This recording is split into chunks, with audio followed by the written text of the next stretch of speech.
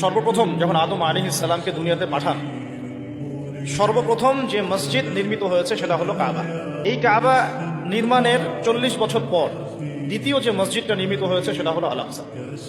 কত বছর পরে? মাত্র 40 বছর পর। এই আল আকসাই পৃথিবীর ইতিহাসের দ্বিতীয় মসজিদ। অগণিত নবী রসুল এখানে জন্ম নিয়েছেন, এই বাইতুল মুকাদ্দাসে এখানে বেড়ে উঠেছেন। এই জায়গা কেন্দ্র করে তারা বিশ্বকে শাসন করেছেন, দাওয়াতি কাজ করেছেন, আল্লাহ তাওহীদের বাণী প্রচার করেছেন। এই আল আকসাই হচ্ছে নবী ইব্রাহিম আলাইহিস সালামের হিজরতের জায়গা। আমি শুধু মূল পয়েন্টসগুলো টাচ করছি, আপনারা বিস্তারিত আপনারা পড়ে নেবেন।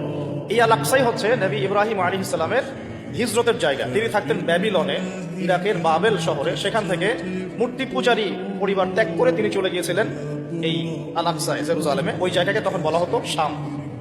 এখন ওই জায়গাকে শামই বলা হয়, কিন্তু এখন শাম বলতে আমরা বেসিক্যালি সিরিয়াকে বুঝি। কিন্তু আসলে শাম শব্দ দিয়ে এই সিরিয়া শুধু না,